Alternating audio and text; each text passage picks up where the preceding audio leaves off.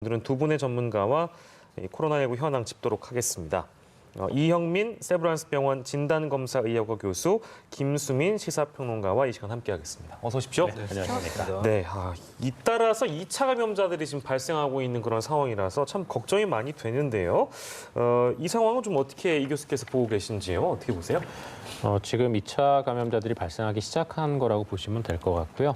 저희가 이제 이번 이태원 클럽 방문 감염의 경우에서는 5월 6일 날 용인에서 66번 환자가 진단되면서 시작이 됐습니다. 근데 이제 이 환자의 발생 양상이나 또 노출됐을 때 시점을 보면은 아마도 5월 2일에서 6일 사이 그 중에서도 이제 초반에서의 노출이 주된 감염원으로 생각이 되어지는데 이때 노출된 사람들 중에 지금 환자가 나오기 시작한 게 최근 5월 6일부터 일주일 사이에 대략 한 119명 정도가 나왔고, 그다음에 이 환자들의 이제 증가 폭을 보시게 되면은 어제 같은 경우에 이제 26명 확진됐는데 그 중에서 한 22명 정도가 이태원 클럽 관련이었고, 그 중에 직접 방문은 8명 정도가 됩니다. 그래서 저희가 국내에서 발생하는 코로나19 환자의 경우에 있어서는 첫 5일 안에 거의 한 절반 정도가 발생을 하거든요. 그러면 이런 여러 가지 양상을 봤을 때 이태원 클럽에서의 직접적인 노출에 의한 환자 발생은 아마도 이제는 절반 이상이 지나갔을 거라고 생각을 합니다. 그래서 전체적으로 이제 클럽 관련된 1차 감염자들은 제가 보기에 아마 한 150명? 그 정도 수준에서 이제 마무리가 될 것 같은데, 문제는 이분들에 의한 2차 감염이거든요. 이게 이제 시작이 된 상황이기 때문에 지금 현재까지 노출된 분들에 의한 2차 감염도 중요하지만 또 한 가지 중요한 점은 어떤 점이냐면 아까 이제 클럽에서의 노출에 의한 감염이 한 150명 정도에서 200명 정도로 이제 예측된다고 말씀을 드리는데 그 이유 거기에는 지금까지 연락이 안 됐었던, 어저께까지 연락이 안 된 걸로 돼 있었던 부분들이 일부 빠져 있는 상황이거든요. 그래서 이분들에 의한 2차 감염까지도 막는 게 지금 굉장히 중요한 상황이기 때문에 이런 분들에 대해서 검사를 어떻게 하고 관리를 어떻게 하느냐에 따라서 2차 감염이 향후 어떻게 발생하느냐에 대한 것들을 결정을 할 걸로 생각이 됩니다. 뭐 여러 가지 2차 감염 사례 중에서 아무래도 지금 가장 주목되는 사례는 인천의 학원 강사 사례인 것 같습니다. 지금 학생 9명 정도가 이 강사로부터 2차 감염이 됐는데, 개학을 앞둔 상황에서 이렇게 학생들의 잇따르는 감염의 사례가 좀 당국에서도 고심이 깊어질 수밖에 없는 것 같아요. 예, 맞습니다. 굉장히 걱정할 수밖에 없는 상황인데요. 더더욱 걱정할 수밖에 없는 이유가 어떤 경우냐면 지금 현재 이 이태원 클럽 관련된 환자분들도 마찬가지이지만 여태까지의 어떤 보고로도 우리가 알 수 있는 게 젊은 연령대 코로나19에 감염이 되게 되면 증상이 굉장히 약하거나 없습니다. 반면에 코로나19 바이러스 배출은 증상을 보여주는 고령하고 큰 차이가 안 나거든요. 그래서 우리가 이른바 얘기하는 조용한 감염, 조용한 전파를 일으킬 수 있는 가능성이 굉장히 크기 때문에 이런 아이들, 중고등학교 학생들이나 이런 쪽 학교 안으로 감염이 들어가게 되면은 큰 집단 감염 형태로 나타날 가능성이 크거든요. 그래서 여기에 대해서 저희는 굉장히 걱정할 수밖에 없을 것 같고요. 이에 대해서 그래서 이제 인천 같은 경우는 학원 종사자 1만 2천 명을 모두 조사할 거라는 얘기도 지금 하고 있고, 그 다음에 이제 이분들에 대해서 진단 검사를 확대하겠다고 얘기는 하고 있는데, 아마도 이 클럽발 집단 감염이 어느 정도 마무리 지어지지 않으면은 이런 여러 가지 특성을 고려했을 때 개학에 대한 부분은 아마도 조금 더 지연이 될 가능성도 있을 거라고 생각을 합니다. 그 개학에 대한 부분 저희가 뒤에 또 따로 질문을 빼놓은 게 좀 있긴 한데, 그 개학 부분도 아마 다음 주 정도에 이 사태가 어떻게 좀 전개가 되느냐에 따라서 계약 지연 여부, 등교 지연 여부에 대한 부분은 좀 정리가 될 것 같고요. 그리고 이 인천 학원 강사에 대한 부분 저희가 짚고 있는데, 그러니까 이 분께서 물론 이제 이런 상황이 좀 많이 당혹스럽겠죠. 근데 나는 이제 무직이다라는 진술을 해서 당국에서 추가 감염자를 파악하는데 지장을 겪었다고 합니다. 때문에 이런 거짓 진술이 더 피해가 좀 커질 수 있는데 어떻게 좀 보셨는지요, 김수민 평론가께서는? 네, 감염병 예방 및 관리에 관한 법률을 보면 역학조사 때 이제 그것을 거부하거나 회피하거나 방해하는 경우, 그리고 거짓 진술을 하거나 고의로 누락 또는 은폐하는 경우에는 처벌을 할 수 있도록 되어 있습니다. 1천만 원 이하의 과태료를 예. 물게 돼 있는데 근데 보도를 보면 이제 이 강사가 무직이라고 속인 것이 역학조사 단계라고 명백하게 들어가 있는지 예. 아니면 그 전에 잠깐의 초기 조사였는지 이 부분이 좀 명확하지는 않은 것 같아요. 예. 이 부분을 좀 따져보면 이제 뭐 위법성이라든가 이런 것들을 좀 알아볼 수 있을 텐데 어쨌든 일단은 인천시 입장에서는 예. 형사 고발을 할 방침이고 그 네. 이유는 이제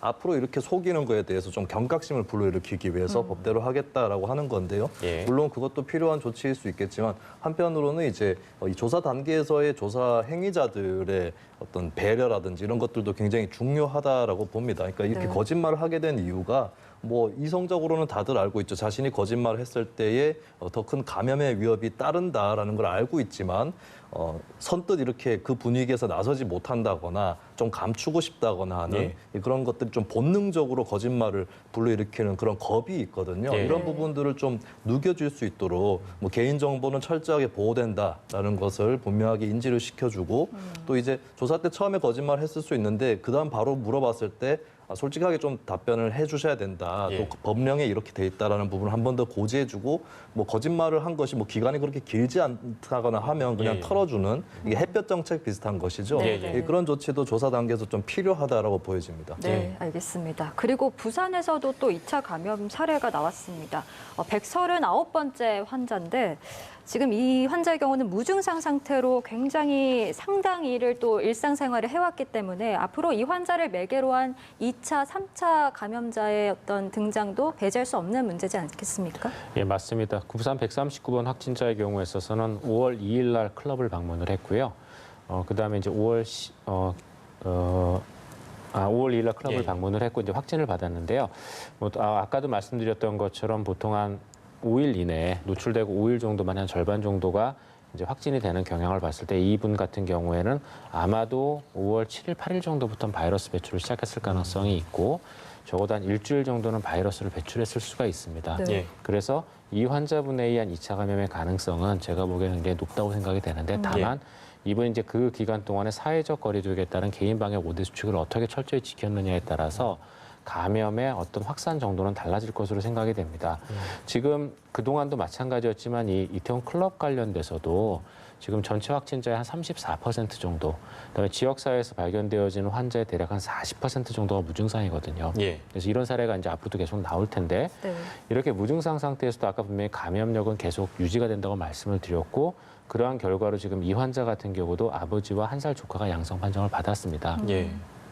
그러면은 이게 이제 본인한테도 굉장히 좀 그러니까 여러 가지 이 진단과 그다음에 여기에 따른 여러 가지의 그 어려운 점이 있겠지만 예. 이러한 확진자분들의 가족에 감염이 되는 경우는 특히 이제 이 감염의 결과가 안 좋은 방향으로 흐를 경우에는 평생 이제 잊지 못할 상처가 될 가능성도 크거든요. 네. 그래서 이러한 것들을 막기 위해서라도 좀 본인이 무증상이라 하더라도 관련되어 있는 이런 위험 요소가 있을 경우에는 저도 아까도 나왔지만 이제 자발적 진단 검사, 특히 예. 이제 익명 검사를 하니까 이런 것들을 반드시 좀 받으셨으면 좋겠다는 생각이 좀 들고요. 예. 또 이제 우리가 고령의 환자 같은 경우에는 굉장히 예후가 안 좋다는 건 알려져 있지 않습니까? 예. 그다음에 이제 소아나 아이들의 경우에 있어서는 대부분 다 괜찮다고 그동안은 뭐 논문이 보고가 있었는데 최근에 유럽이나 미국 쪽에서 이제 가와사키 병이라고 부르는 일종의 그 혈관계통 질환이 예. 코로나19의 그 합병증 형태로 나타나는 경우들이 지금 있다라는 얘기가 있거든요. 예. 물론 여기에 대해서는 전문가들이 좀 더 연구를 해봐야 되겠지만 아이들의 어떤 심장혈관 쪽에 그 감염 그 염증을 일으켜서 예. 그다음에 이제 거기에 따른 여러 가지 합병증이 나타날 수도 있는 질환이기 때문에 아직까지 우리가 코로나19는 밝혀져 있는 것이 많지 않지 않습니까? 예. 그래서 이런 것도 지금 얘기가 나오고 있으니까 가급적 가정 내에서의 감염을 막기 위해서라도 좀 검사를 받으셨으면 좋겠습니다. 예. 그러니까 무증상으로 그러니까 증상이 없다고 하더라도 실제 그 다른 분에게 옮기게 되면 굉장히 위험한 상황이 벌어질 수도 있다라는 어떤 경고의 목소리 다시 한번 저희가 말씀드리고 무증상인 상태로 지금도 어딘가에서 활보하고 있을지 모를 분들을 이제 파악하는데 지자체와 또 당국이 온 힘을 다하고 있습니다. 기지국하고요, 카드 정보 이렇게 추적을 하고 있습니다만 이것도 어찌됐든 시간이 걸리는 문제라고 들었습니다. 네. 쉽지 않은 문제인 것 같긴 해요. 파악을 하는데도 시간이 걸리고 예. 그렇게 취합된 자료를 넘겨봤는데도 시간이 걸리겠죠. 예. 근데 이제 뭐 서울시에서는 기지국 접촉자 정보에 대해서는 오늘 중 확보가 가능하다라고 하는데, 근데 중요한 것은 시간도 시간이지만 이런 방식으로 모두 이제 자료를 취합하더라도 다 찾을 수는 없을 거라는 겁니다. 네. 그러니까 몇 퍼센트를 찾아냈냐고 했을 때 분모가 정확하게 몇 명이냐 이건 알 수 없는 거니까요. 예. 결국에는 이런 추적도 추적이지만 자발적으로 검사에 임하도록 하는 인원을 최대화하는 것이 네. 가장 바람직할 것이다라고 보는 것이고, 예. 그렇기 때문에 이제 정세균 총리가 직접 나서서 이태원 방문 외에 뭐 별다른 것을 묻지 않겠다. 그리고 이제 이런 사태를 통해서 검사받는 사람에 대해서 낙인을 찍는 건 불가한 것이다. 예. 라고 이제 방역 당국에서도 얘기를 하는 것도 자발적인 검사 인원을 늘리기 위한 조치라고 볼 수 있겠죠. 그래서 이 문화 자체가 지금 또 인터넷에 보면은 막 그 갔던 사람들을 비난하는 그런 댓글도 많이 달려 있는데, 그런 문화보다는 간 것에 대해서 뭐 윤리적으로 잘못이 있다거나 이런 것이 아니라 이제 위험할 수 있고 본인을 위해서 그리고 이웃들을 위해서 받아달라고 하는 그런 시민의 좀 자율적인 의지를 더 북돋아 주는 것이 가장 궁극적인 방책이 되지 않을까 보입니다. 네, 예. 뭐 여러 가지 방법으로 추적을 하고 있습니다만 자발적인 신고가 가장 중요하다는 거 다시 한번 저희가 말씀을 드리고요. 또 하나 우려스러운 부분이 지금 이제 이 감염자들, 확진자들이 나타나고 있는 클럽이 더 많다는 겁니다. 그러니까 원래 네. 당초엔 5개였는데 지금 9개로 늘어난 상태거든요. 뭐 당국에서도 이 9곳 모두를 감염원으로 보고 조사를 하겠다고는 했습니다만 조사 범위를 더 넓혀야 되는 게 아닐까라는 생각이 들어요. 네, 그 확진자나 그 확진의 위험 있는 사람들을 대상으로 조사를 하다 보면 당연히 이제 조사 대상이라든지 업체 수는 더 늘어날 것이라고 보여지는데요. 그렇기 때문에 지금 또 나오고 있는 얘기가 그 클럽에 방문한 사람들만 조사를 하는 것이 아니라 그 인근, 그러니까 그 지역의 범위를 정해놓고 그쪽에 있었던 사람들을 기지국이라든지 이쪽을 예. 추적해서 조사하겠다는 겁니다. 여기에 대해서 다만 이제 개인정보 침해, 프라이버시 침해의 그 논란이 있기는 한데요. 근데 이걸 좀 개념을 좀 바꿔볼 필요가 있습니다.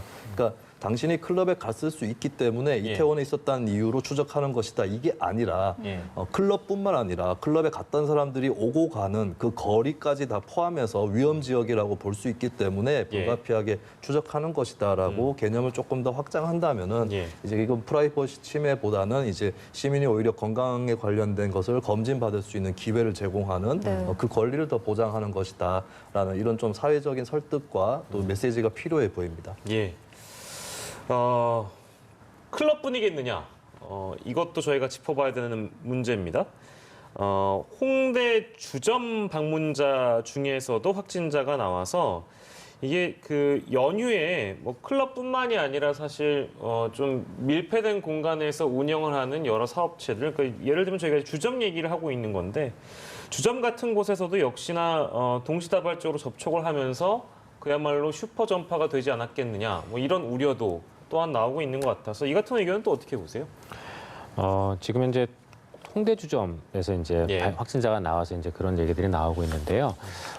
이제 지금 현재 젊은 사람들이 많이 찾는 지역에서 환자가 나왔다는 측면에서 굉장히 많은 걱정들을 하고 계십니다. 근데 저희가 이게 지역사회 감염이 진행됐다라고 의심을 하기 위해서는 이제 예상치 못한 환자군, 그러니까 예상치 못한 사람들한테서 환자가 나와야 되는데 지금 현재 이렇게 코로나19에 관련돼서 많은 검사를 하고 있는 계층이 의료기관을 찾는 분들이거든요. 예. 왜냐하면 의료기관 안으로 코로나19가 들어오면 굉장한 피해가 예상되기 때문에 의료기관을 방문하신 분들 중에서 조금이라도 위험성이 있는 분들은 저희가 이제 적극적으로 검사를 하고 있는데 예.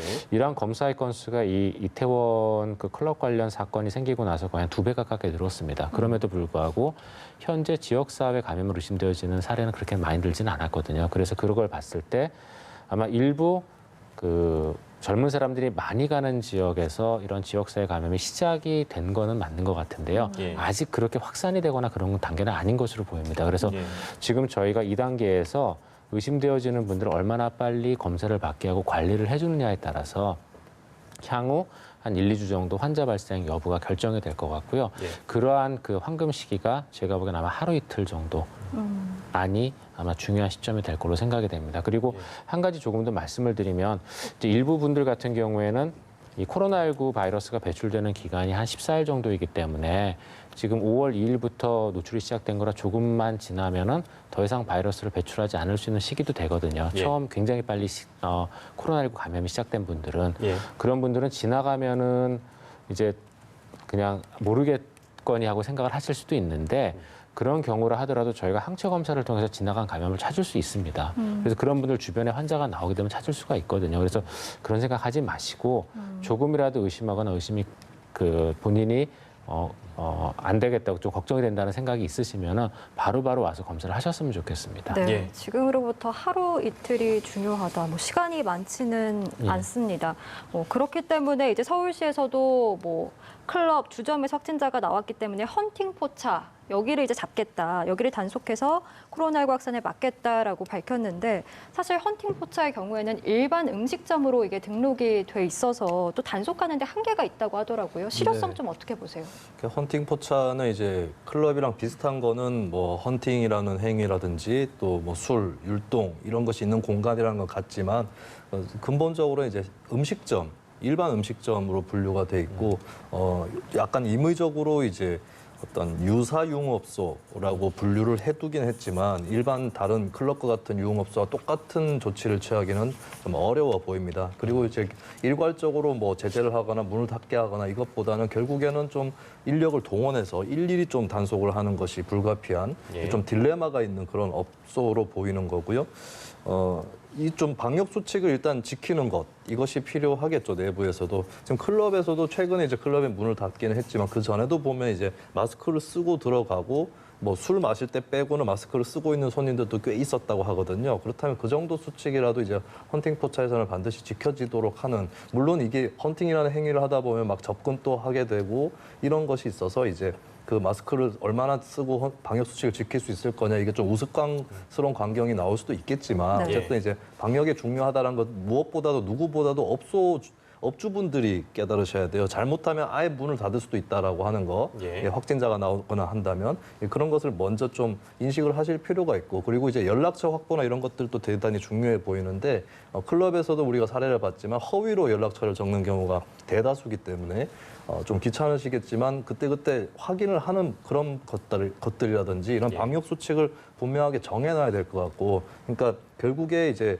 극단적인 사건이 벌어지게 되면 아예 문을 닫는다. 이거를 좀 숙지를 하고 당국이든 업소든 좀 행동에 임할 필요가 있겠습니다. 예, 헌팅 포차 얘기까지 저희가 짚어봤고요.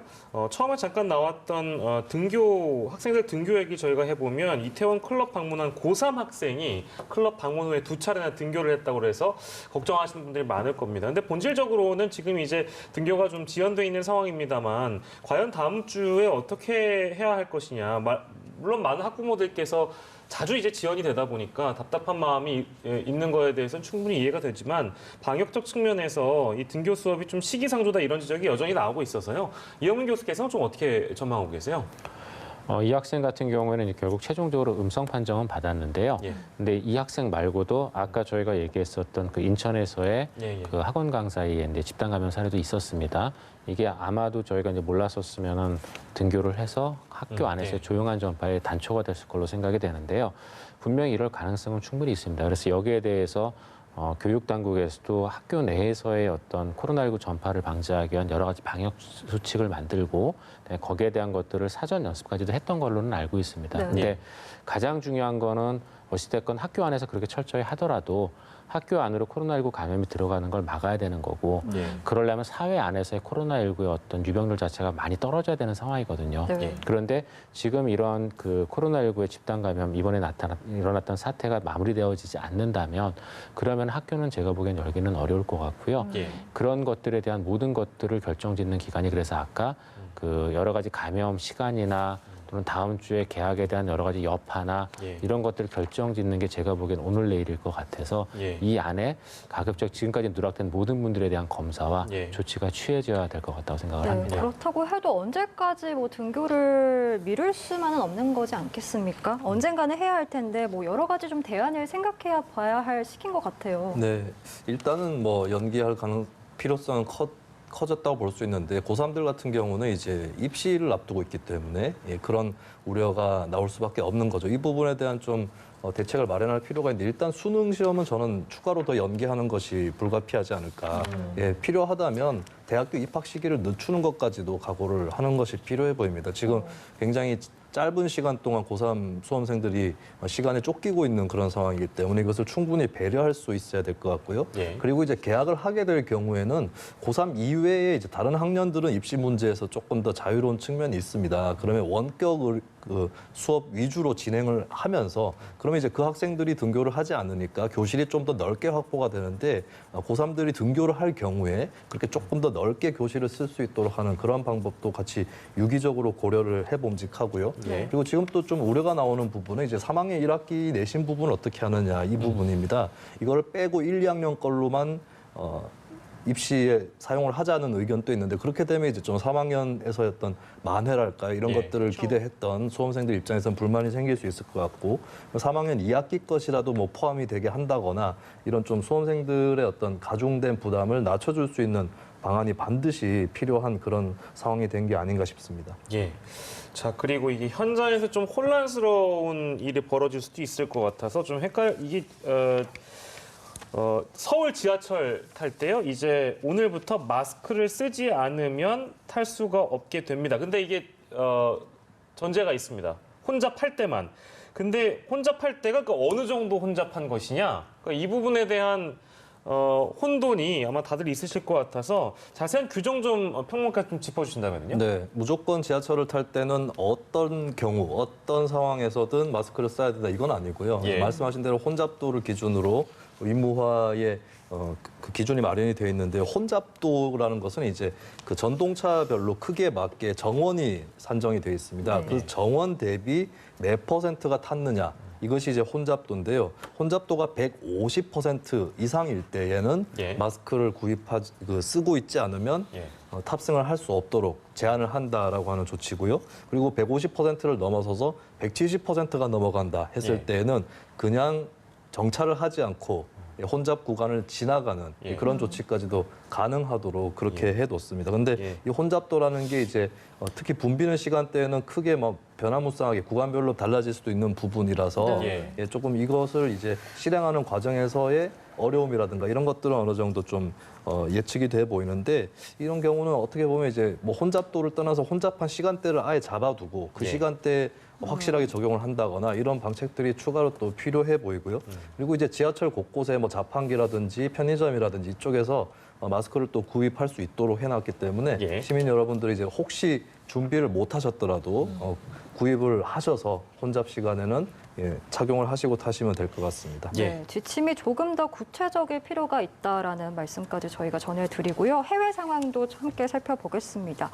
지금 아프리카 가나의 상황이 심상치가 않습니다. 가나의 한 생선 가공 공장에서 직원 한 명이 감염이 됐는데 지금 533명에게 감염을 시켰다고 하거든요.